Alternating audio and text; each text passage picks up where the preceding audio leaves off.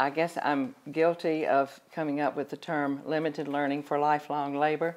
So I might want to tell you a little bit about how I came to come to that term.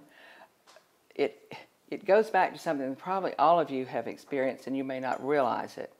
Back in the 90s, early 90s actually, late 80s, we were in the throes of moving from competency-based education into outcome-based education.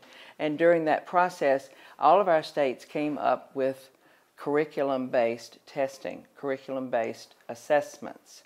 And of course, I talked earlier in the film about the definition of assessment and finding the definition and realizing what it meant was assigning a value for tax purposes to a human being, to a person, assigning a value.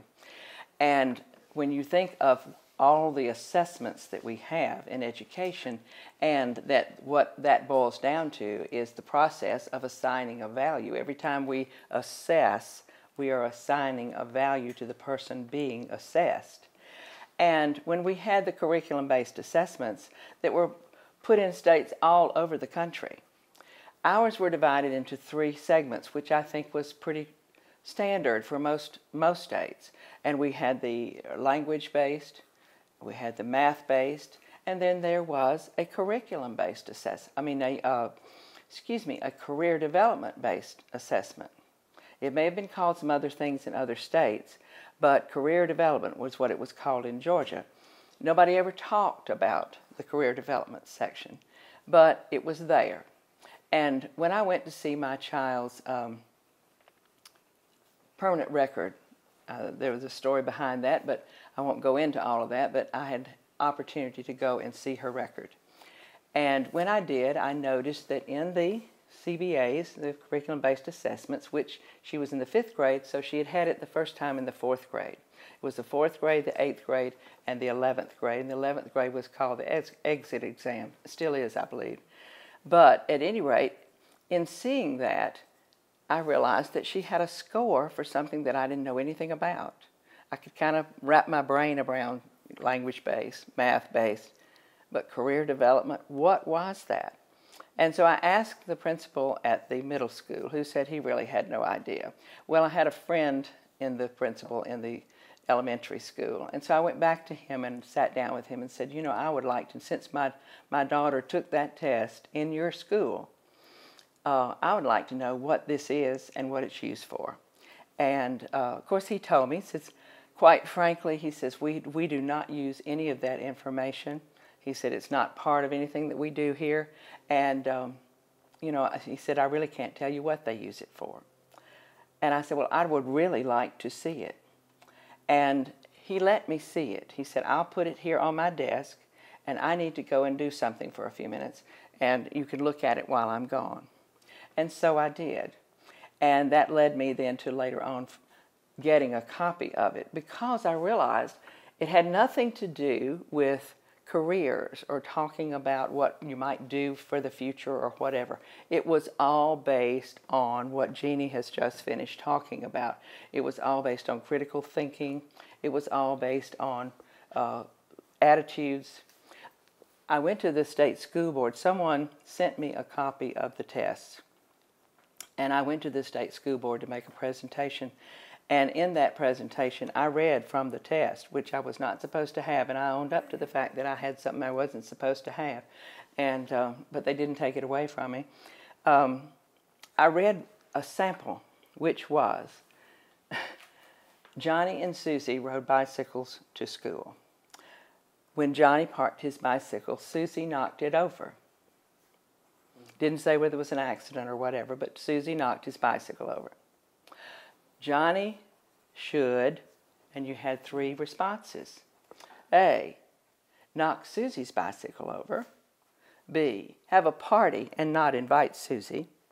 Or C, not speak to Susie. Those were the 3 responses. There was not a 4th, none of these apply, whatever. And so I asked the school board, I said, you know, which one of these would you teach your child to respond in that circumstance? And of course, nobody would use any of those. But there was one correct answer. You had to have a correct answer. to get a score on this test. My daughter had to give a correct answer. And so I realized, and I tried to tell them, I said, you know, you're scoring, you're testing something here that's not testable, and certainly not preparing anyone for this test. What do you know, what is this, and you know, how do you apply it? Well, then we found out, of course, we had been doing research in the everything is going to be computerized. It was becoming computerized at that time. This was in the early 90s. Well, actually in the late 80s. And then, you know, beyond that, we got into computerization of just about everything. And a number of us had found the handbooks that were coming out of the Federal Department of Statistics. And the handbooks were all coded, you know, with categories and so forth, and everything had a code number. And all these things had code numbers. So whatever she scored and whatever she answered on that test had a place that could match up with a code. And so we were trying to say, you know, this is not healthy. Why do you need this information? What are you going to do with it?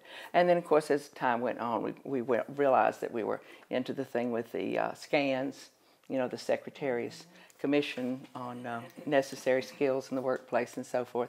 That tied to the computerized data processing. And so this assessment process is really quite vile, because you realize over time that there's a profile being created of your child. And this business of lifelong labor comes into your child being programmed and profiled to match up where you're going to go. And now, you know, even in the schools around here, you've got the tracks. You know, you've got a college track, you've got a arts track, you've got a this track, you've got a that track. And early on, earlier and earlier and earlier, you know, they keep putting them in the track. Well, it's this type of assessment that allows them to get you in the right track, the quote-unquote right track. But that's kind of how limited learning for lifelong labor came about. And, of course, we've gone so far down the road since then with doing this and with putting our children in these boxes. And I'll never forget the story. And I love the story. It's in the book. There was a school board member out in California on a school board who was a doctor, a practicing doctor, whose child was in the 7th grade or something. They were taking these career tests. And so he decided he would do the same thing. So he asked to go take the career inventory at the school. And so he did. He took the career inventory at the school. And of course he said he tried to slant his answers, you know, toward the fact that he would be a practicing doctor. You know, that was what he would do with his life. And when his scores came back, he could be, what was it, a truck driver, a bricklayer, or I think it was a hairdresser. I mean, those were his options on this career test. And he had written a letter to the National School Board Association to say, you know, something is wrong here. And I agree. But he was demonstrating the fact that evidently those were things that were needed in his area. And so they were channeling him into what he needed to be. And if he had followed that track, you know, he would never have been a practicing doctor. So it's really kind of it's a very ominous situation that we find ourselves in as far as the future is concerned, because this controlling of the populace and the idea that we have profit-making entities, which in a capitalist system, that's what we have, profit-making entities that are producing things, that are designing things or whatever, and they are expecting the tax-supported public schools to send them online, ready-to-go workers to do their worker training. Now, see, I can remember back when that was not true, that when a company moved into a town, I worked for a short time, and I've confessed this, for a Chamber of Commerce. And so we tried to make available, when a company moved into a town, a producer company like Firestone or something, worked with the local vocational ed training center to make sure that we had the equipment, or that they had the equipment or whatever, so that they could train workers. Now see, this was post-graduation. This was not public education. And the company then would pay for the training, and the vocational school would do it. Now, that makes sense. These are profit-making entities. And they're using their profits to train their people to do things the way they want them done. However, what we have now is partnering with schools.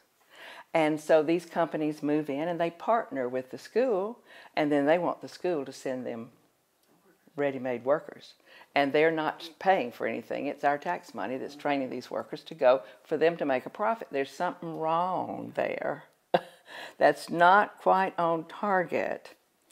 And it just seems we have just glossed over this, and nobody talks about it, and it just keeps going and building and building, and more power is vested in those who are making these decisions. And then we have groups like Gates and Murdoch and Pearson and all of them. They're making huge amounts of money on software, hardware, and so forth for the schools, to sell the schools. So they are also designing the schools and funding charter schools and all of it, well, other companies. I remember going to this second annual Model Schools Conference, Willard Daggett, and having lunch at a table with some people from Michigan who were there to be trained by Daggett about how, they were from a school board in Michigan, how to work with the school board as there was a representative there from a pharmaceutical company, and then there was a counselor who was in the school system, and then her husband, who's a school board member, and they were going to learn how to work this out, where the company then could have the workers, the children come over and work in their facilities and get credits and all that sort of thing. And I remember asking the lady who was a counselor, I just asked her, I said, you know, let me ask you something. And she said, yes. And I said, when you went to college, did you start out where you ended up? Did you start out, you know, planning to be a counselor? She said, oh, no. She said, I think I changed my major about 3 times. And I said, oh, that's pretty typical, generally speaking, because most of us don't know what we want at 18 years old. But I said, I am curious. I said, since that's the case, I said, are you living where you grew up? I mean, did you grow up in this town in Michigan? And she said, oh, no, she was from some other state.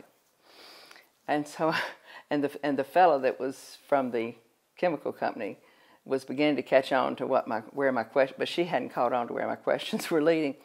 And I just said, you know, let me ask you something. I said, do you think that maybe the children that are going to school in your school might like to have these same opportunities to make other choices once they're out of school, you know, to get an education and then decide what they want to do with their lives? I said, do you think that, you know, maybe if you had been living there and you'd been going through this process, you might not have wanted to be trained to do something before you got out of high school and be locked into something for the rest of your life? And she said, her husband said, I don't think that would have suited her at all. And I said, well, I just wonder how you're doing this for all these other children. I said, this is you're as a counselor, you're guiding them and moving them to these situations. I said, you know, they're not going to have many choices based on what you're talking about here today. If this school, your schools are going to be linked in to this company. And she didn't have much to say after that. It was sort of quiet the rest of the lunch. It felt sort of bad, but you know, we went on and talked about some other things, and the fellow from the company was not real happy. But I just think, you know, people don't stop and think all the way through where they are and what they're doing. And that was an example to me of the fact that, you know, they were presented with these opportunities, the money was coming, you know, that's what you do. But you have to think through it and think, okay, but what are we doing with these children? You know, why should you lock them into something that they're going to be lifelong learning for, you know, for lifelong labor? And so just over a period of time, these sorts of sorts of opportunities have presented themselves, and going to, I remember sitting in a conference, and I will handle it this way, with Gingrich and Toffler and Alvin Toffler and let's see, who all else was there? George Gilder and I can't remember, a fellow that was from Los Alamos that had been in the Reagan administration, were at this conference, and they were being taped and filmed for Paul Weyrach's program that he had every week. But Heidi, I think there was a gal named Heidi that was doing the interviewing, and they were talking about the education for the future and so forth, and about how it was going to be all on computer, and it was going to be done at home. The school would be for socialization purposes and delivering social services, but all the education would be done at home, and how there was going to, the children were going to be going right into jobs, and their futures were going. And I thought, this is very interesting. These are people. Gingrich at that time was just going in as Speaker of the House, and everybody thought he was conservative, and all of these issues. And Weyrach was supposed to be conservative, and it just didn't fit. It didn't fit at all. And then Toffler, of course, is the loose guy in the loose cannon here, and of course he was the one that said, there's no such thing as national sovereignty. And that's all a thing of the past. We don't have any national sovereignty, and we fit into this global pocket that things are designed for. And so I've had some experiences that have really caused me to think long and hard about this business, about lifelong labor, and the limited learning process, because there have just been so many opportunities that have been presenting themselves to show us that this is where we're headed. And if we don't do something to stop it, that's where our children are headed. And they just don't have an opportunity to make any other choices. And it's up to us to do something about giving them choices. Because we had choices. All of us had choices. We might not have made the best choices, or the ones that were the best for us, or whatever. But we were allowed to make those choices and make mistakes and go back and start over again at something else. And it's just sad what we have done to our education system. And pre-1965, we had a decent education system. Most of us, if we look back, and most of us graduated before 1965, or around 1965, those are a number of us who are here. When we compare ourselves and our exposure and what we knew when we came out of high school to what children coming out of high school now are exposed to and what they know, we're equivalent to, we didn't even bother to go to college because we already had it. But when we went to college, we got more of that, and we went further, and we did go into theoretical things and so forth. And children coming on now, it's all chopped up, and I remember spending hours in the library and having opportunities to go to this author and that author and this author to compare, their points of view and write papers on, comparisons. Now you can go into a computer, click, click, click, click, and you've got, the columns that show you what those things are. Well, you don't know where that information came from a lot of times. And that is dangerous, because what can come to you over the computer is not verifiable. If you've got something in a book and it's written down, it has to have the citations. You can go to those other citations and find out whether or not that is true and what they did. And you can't do that with the computer always. And we're fast moving ourselves into a very critical hole, and we're going to lose this country. And I think my role here today was just to sort of bring that to your attention, and to warn you also of falling into the trap of believing that there is an entity out there who has the answer, who has all of the answers. We know that the conservatives are not conservative. when we think of the big umbrella and look at the people who are in that box, and we think, my goodness, if that is conservative, then what is liberal? Yeah. And then we look at the liberals, and they're just off the table. We don't have any connection to where they want to go. And so in between, here we find ourselves. And I'm very concerned about homeschoolers. I'm concerned about the leadership in homeschooling. We've verified over and over that Homeschool Legal Defense has not been a friend to homeschooling. They have led homeschoolers astray. And Mr. Ferris and I have talked with each other in the past, and I've written some things about some of his efforts to get us into a parental rights situation. And all he's doing with what he's proposing is putting us in a situation where the state then has a stake in parental rights. At this point, it does not. But if we put it into law the way he has constructed it, it puts the state in the position of having an opportunity to say whether or not it's a compelling interest. And compelling interest does not ever go in our favor. We cannot sustain an effort to demonstrate compelling interest from a personal standpoint, family standpoint. So I would warn the homeschoolers, be very, very careful where you put your money and where you put your time and where you put your allegiance. It's one thing to be able to get information from different places, but you know, you can, and I said this on the earlier tape, you can save your money, and the main thing to do is if you feel like you're going to be accosted in any way, shape, or form or have a problem, maintain or retain a local attorney who understands your situation and who will represent you and that you can call. And he will come and you will see him the next day, or he will be in court with you the next day, representing you, not representing the issue of homeschooling. And people miss this with Homeschool Legal Defense. They will come to court, but they will defend the issue of homeschooling. They will not necessarily defend your problem or your issue. And I feel compelled to have to put that out in the public arena.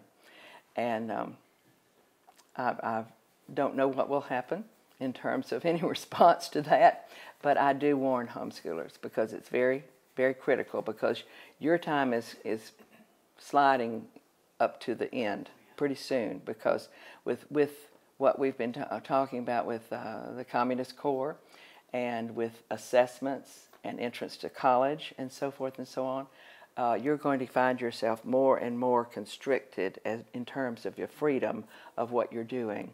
And you're going, and I have been to situations where I've had to give testimony against using choice and public money for private education, where there have been groups of homeschoolers who were there asking for public money to support what they're doing. And it just made chills run over me every time to think, don't you understand? If you take $1 of public money, you will have to answer to every standard there is out there. And in charter schools, you still have to answer to every standard that is set. You may get there a different way, maybe. Charter schools don't have a very good reputation or track record. And so all of these choices are part of this dialectic that we're going through to get us into a situation where we'll say choice at any cost. You know, this is so bad, public education is so bad, and my taxes go up, and I have to pay so much. But so, you know, let's go to a sales tax, let's go to a flat tax, let's go to something other than what we're doing now. And that is so, so, so dangerous, because then you've got flexible money, and you've got a way to rearrange the whole construction of our country. We're already divided into regions. It's just a matter of how much we're going to be put into regions, and in terms of where we are allowed to go. And with not having elected officials with the charter schools and so forth, if we keep going in that direction, not having elected officials that we can go to, then we don't have a way to balance our tax situation. And if the money begins to follow the child, that child can be sent anywhere. When you get to that point where the money follows the child, and the money is not tied to a local entity, and you don't have a local school board who controls it, and you don't have property taxes, then you've got a child who, okay, we've identified this child as being someone who can be very, very valuable in this particular area. We've got a school out here in Wyoming that we think really does a good job with that type of child.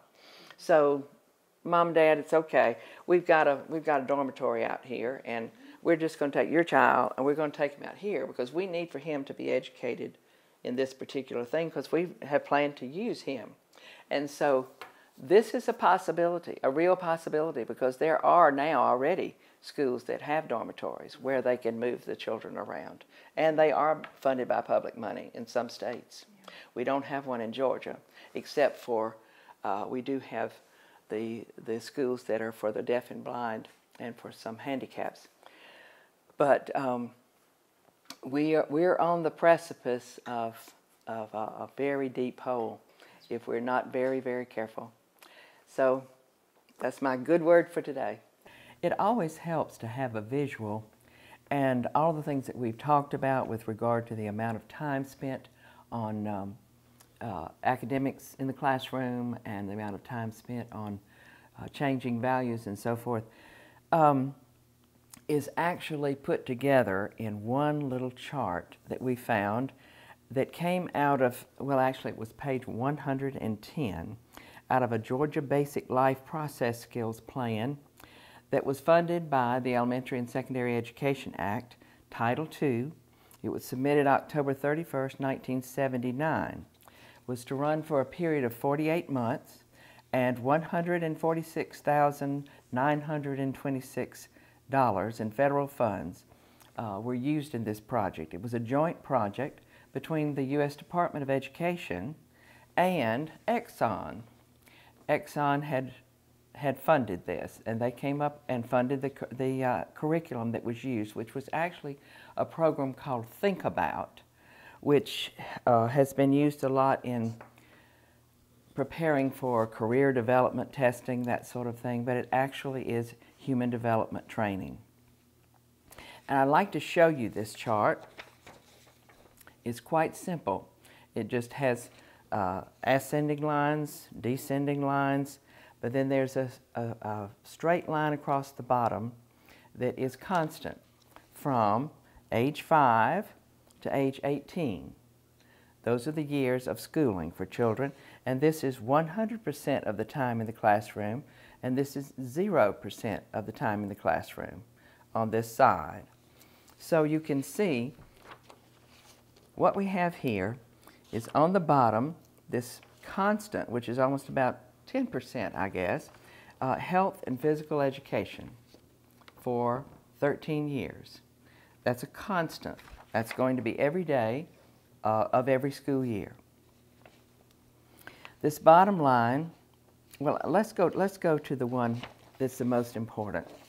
This is basic 3 R's, reading, writing, and arithmetic. 3 R's. And you'll see on the 100% line, it's very close to the top, maybe around 80% of the time. But if you'll notice, when you get to this point, which is about age 10 for the child, which is around 4th, 5th grade, you'll notice how far it has descended. It's down at that point below 50% of the time in the classroom. Then as time goes on, it comes on down and levels off.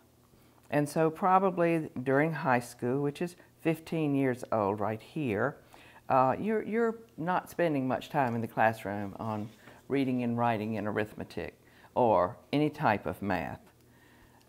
This line is citizenship and humanities studies, which could include social studies, and that, if you'll notice, it comes from closer to the bottom, below 50% of the time, and is on an ascending scale.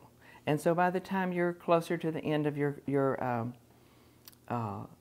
time in school, you'll spend much more time in the classroom on citizenship and humanities studies, which also comes under the heading of critical thinking, problem solving, etc. And that is beginning to be woven into all of your subject matter. The center line is science and technology, and you'll notice that it's also on an ascending scale. The bottom line is career education. Now, in the state of Georgia, and I think many other states, maybe you didn't call it career development. We called it career development. The component of our testing, criterion reference testing, we had a career development component, and I already talked about that and about what that involved. And if you'll notice, though, the training for the career education is on an ascending scale. Now, this one is the most important. This is called life process skills. This is the one for which the department applied for the funds, received the funds, put in the curriculum, and has spent, if you'll notice, probably about 5% here in the beginning. But by the time you graduate from high school, it's the thing that you spend the most amount of time on, life process skills, which is human development training. That has to do with values clarification, has to do with the critical thinking, problem solving, and decision making, which several people have addressed in detail about what that means. That means that your child's attitudes and beliefs, etc., are going to be the main focus of education by the time they actually, if you'll notice on the ascending scale, about 5th grade, it makes a huge jump there and becomes the most important part of the schooling. This was submitted by Lucille Jordan, who was the Associate State School Superintendent for Instructional Services. We called her the Curriculum Director. And this was received, the program was put in, the changing in the focus in the classroom was put into place, and this was in 1979. And I think this visual is the thing that will help you understand what goes on in the classroom and the fact that it was planned that way. It's been funded that way, and that's why it's so difficult to do anything about it, because it's in place, it's already in the pipeline. But I think the visual is helpful to let you see that this was a planned situation and that it was funded by the U.S. Department of Education along with Exxon Corporation. At that time in 1979, we were already partnering up with corporations to bring into the school system their input into how our children should be taught. So that's the main thing I wanted to do was just to let you see this visual and understand how this money has been used. Thank you. All right, there are a couple of little things that I want to add to some of the things that we've been talking about already on our presentations. One is to talk about the dialectical process that we're caught in the middle of, and that Kelly had talked about the people today who are so deeply involved in everything that's been going on, and the fact that they have moved our thinking and our processing to a point where we're now facing the synthesis part. We have a point of view, or we've been going along a path, and now they've presented another path, and so we've come to the point where we have to contest it or just roll over and let it take over. And so we don't want to go to the next level. We don't want to synthesize. We'd like to push that antithesis back over onto the other side of the paper, because that's what we're being led into, is they're going to make our choices so difficult that we will say, yes, anything. Our public schools are a mess. We need to do something about them. We're tired of paying taxes. We don't want to pay taxes anymore. Or if we do pay taxes, we want to use them to educate our children the way we think we ought to educate our children. We don't want anybody to tell us what to do. And we have not realized that these things are all connected to the process of governance that we have enjoyed and experienced, and we hope we will continue to experience, which is representative government. And so we're trying to tell those of you who are willing to listen and to take in the material that's been presented to you, that we're presented with a challenge, and the challenge is preserving our representative government. And the fact that we would give up school boards are fundamental. That's a fundamental process, electing school boards.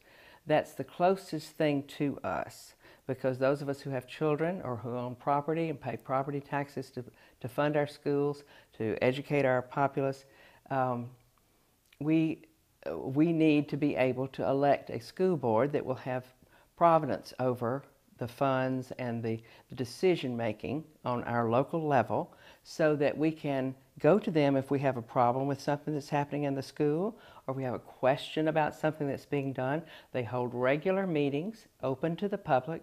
We are allowed to come. We're allowed to present our points of view. We can talk to them on the phone. Most of them are our neighbors or somebody that we know. They live down the road. And so it's very important for us to maintain this contact and this ability to have some influence in this decision-making process. And the only way we can do that is to maintain a representative government by electing our school boards and paying our taxes to support our schools. We have a system in this country that was based. There were some problems in the beginning, and there have been some problems along the way. However, it has been the best of any country in the world. We have produced more people who have done things to change this world for the better than any other country in the world. It has influenced everybody's level of earnings and living and chances for the future. And so there's really not any reason to just destroy it. We have problems with it, but it's like a member of your family. You don't, just because you have a problem with them, you don't necessarily boot them to the curb and say, "Oh, I'm tired of you. I don't want to have anything to do with you anymore. I want to do something different." And the point is, if you wanted to do something different than what is offered to you in your public school system, you have always had choice.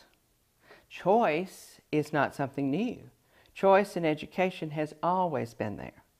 We've had people who have homeschooled children for years and years and years and years and years for various reasons. Sometimes people were traveling because of the family situation. They were traveling around the world and they managed to educate their children as they traveled. Or there were children who were very, very ill and were not able to be around other children, so they had to be homeschooled. And we've had that proposition for a long time, that option. That is a choice. Private schools are a choice. It's a choice. A Christian school or a secular school, some other sect, that is a choice. Now, the thing about choices in life is that oftentimes they come with a price, and you have to pay the price for the choice that you make. And so that's where we are. But everybody now is talking about choice as though choice has to be funded with your tax dollars. And that is not true. And the point is this: everybody is affected by what happens in the public schools. And as long as you're paying taxes and you're electing your local school board and you go and talk to them about problems that you have or problems that you see that you think need to be addressed, and you can get other people to agree with you and you can have an influence, that is the proper way to address those concerns. Not to say, I want my tax dollars just to go to my children, and when I no longer have children in the school, then I don't need to be paying my tax money. Because all of those people that go to public schools and all the other choices, not just public schools, but all the other choices, are the people who are going to come when you need emergency help. They're going to be your firemen, they're going to be your policemen, they're going to be your judges, they're going to be your mayors, they're going to be all of the people that you are going to have contact with in your community. And so what happens and the level of their education should be important to you. And I have a personal experience in that for some reasons that I won't go into as a long story right now. We chose to take our children and put them in, I had 2 girls, put them in a Christian school at a point when they were in school. That was a choice of ours. That meant that I had to go back to work. We didn't complain about our taxes, but I showed up at school board meetings.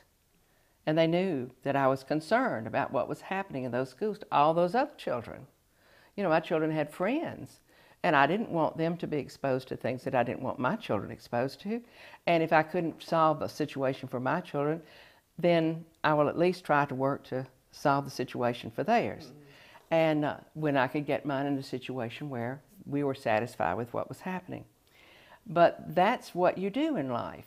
Life is not a simple little process where, you know, somebody comes and pats you on the back and says, don't worry, you know, you're not going to have to make any difficult choices along the way. We're going to take care of everything.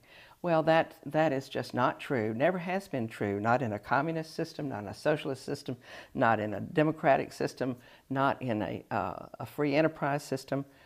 Never has that been true. Choices always have a cost. And the cost of this country and us believing that making choices means having to have the government pay for our choices is a mistake. And when we do this, if we move into this situation where we're going to have our tax money going directly to an individual child, and no longer will the school board have any influence over what happens to the money that comes to the local system, because they'll be separated and they'll be run by people who have industry or whatever, and they need certain types of workers. And so they have worked out something where they've set up a school where they're going to churn out children who are going to do that type of work for them. And the tax money will follow that child to that school. And whoever's involved in that school, there might be a council for that school that's elected within the people who go to that school. But that's not a local election where people actually go to a voting booth and vote their conscience for a person to represent them on the school board. It's not the same. And it would be the same as saying, okay, we need to elect a president, and let's see. Well, we know that we're doing something with China, and we've got a lot of influence there with China and so forth. So maybe we should just come over here to this pool of people, and maybe we should elect a Chinese president so that he would be able to interact with those people, and that would work out fine. And so that would be the choice. We'd be given a choice. We could elect that person because that's where we want to go. Somebody would tell us. You see, that's the thing about unelected councils and not being able to vote, is somebody will have to tell you what you do.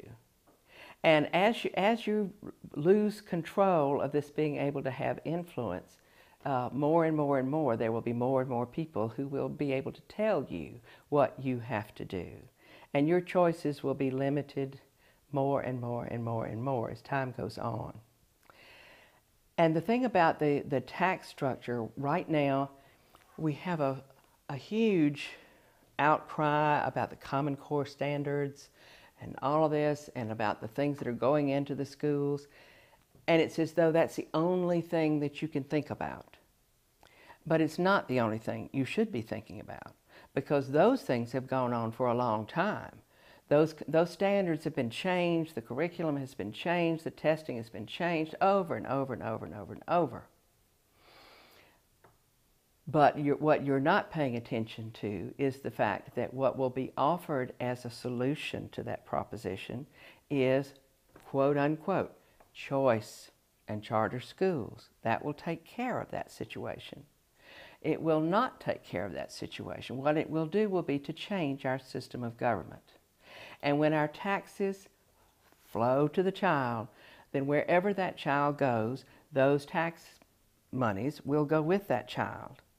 And once you start moving a child out of a local system, a local district, into another district, and then eventually maybe into another state, and heaven forbid it should be true, but even into another country,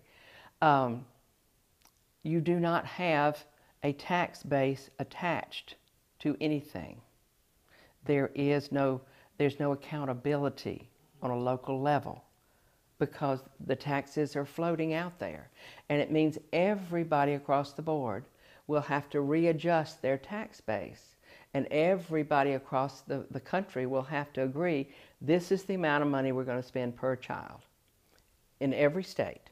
Because if my child moves and goes over here to this school, then they've got to be paying the same amount to go over here as this child that comes over to my school. And the point is, it's a dissolution. It just dissolves the base of accountability. There is none. While we may not like paying income taxes at least give us many, many options for doing things that we can lower our income tax rates and all of that, with all sorts of little ins and outs and so forth. We go to a national sales tax or a national flat tax. All of those options are taken away.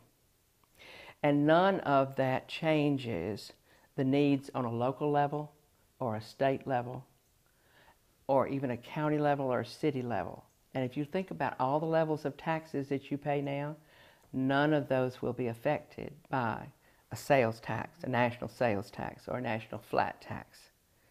There is no such thing as equalization. There really is not. We cannot equalize taxes because we have so many. That's why it's divided up the way it is now. It's troublesome. It's difficult to work out all the logistics, but it preserves our system of government. It gives us taxation with representation, and it also preserves our ability to elect people to represent us and puts accountability into the mix. We get beyond this, and we are in Never Never Land, and it's over. Our system of governance, our country, our history will be completely rewritten, and it will be gone.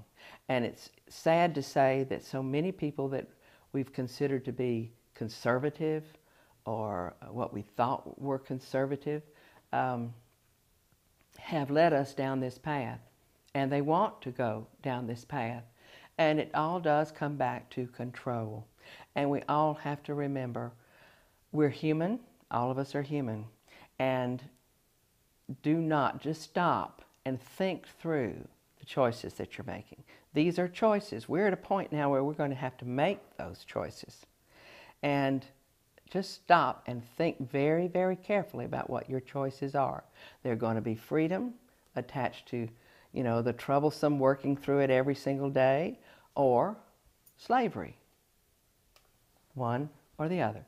Freedom or slavery. And slavery means somebody's going to tell you what you can do at every step. And there are no choices. So I just wanted to be sure and add those little things into the mix.